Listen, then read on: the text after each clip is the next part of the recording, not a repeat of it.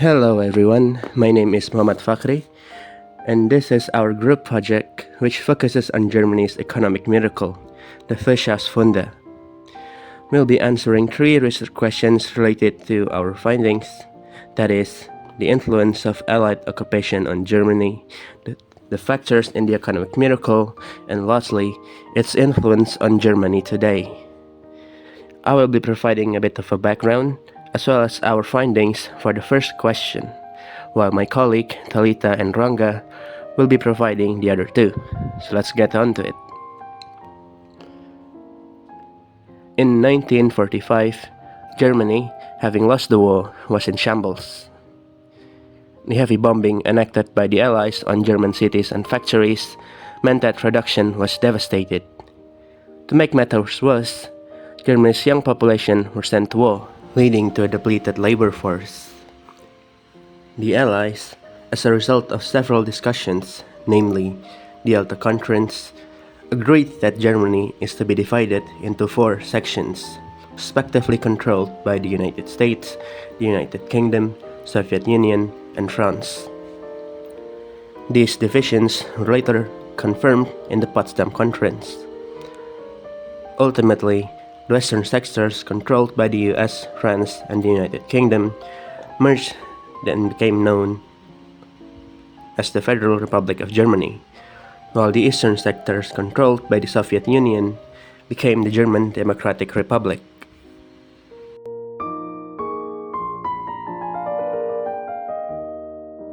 It is from this point on that the division between the 2 Germanies start to be seen. West Germany, due to it being administered under Western allies like the United States and the United Kingdom, came to adopt similar system of governance and economics, while East Germany followed Soviet Union's communism and subsequently follows its centrally planned economy.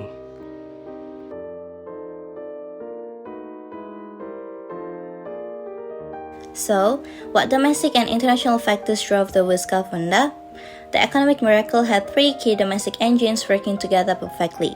First came in 1948, the currency reform, planned by experts named Kolm, Dodge, and Goldsmith, and their plan had 3 laws that reset West Germany's broken money system, which are the currency law, the issue law, and the conversion law. The currency law declared the new Deutsche Mark or DM as the only legal money, replacing the worthless Reichsmark or AM. Every citizen received 40 DM immediately, plus 20 more DM in the next 2 months, while business owners got less to force them to sell stockpiles fast. The issue law created the independent bank, which later became the famous Bundesbank. The central bank controlled money supply and set monetary policy for the first time. And the conversion law slashed all private debts by 90% using a 10-to-1 ratio. A 10,000 mark debt suddenly became just 1,000 marks, and debtors celebrated while savers took the hit. This wiped Nazi debts clean and killed hyperinflation overnight. The second factor was Ludwig Erhard's social market economy, where Erhard blended free market competition with social protection such as private property rights, price freedom, and rule of law, plus unemployment benefits. This resulted in industrial production surged 25% in 1950 alone. By 1960, output was 2.5 times higher than 1950 levels.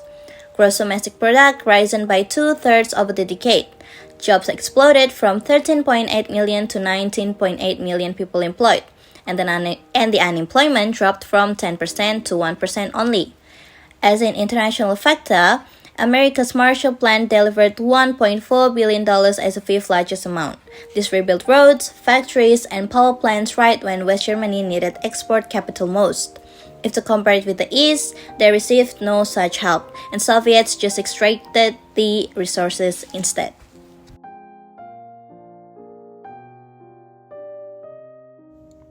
During this period, which is the Cold War, the divided nation Germany experienced the most uncomfortable position out of all nations, because Germany was controlled by a different alliance, the Western Germany, allied with the West nations, that includes the USA, France, British, and other European nations, while the eastern side was controlled by the USSR. Furthermore, this unusual condition made each side of Germany looks totally different from each other. The other side was experiencing democracy, while the other experienced communism.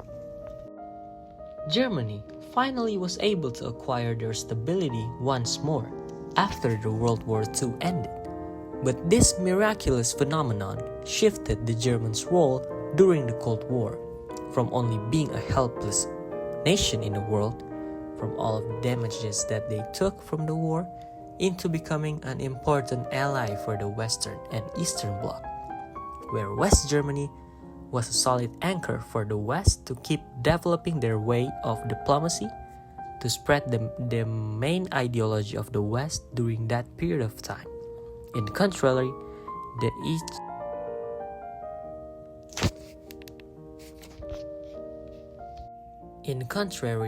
east side of Germany was controlled by the Soviet Union to spread their ideology of communism.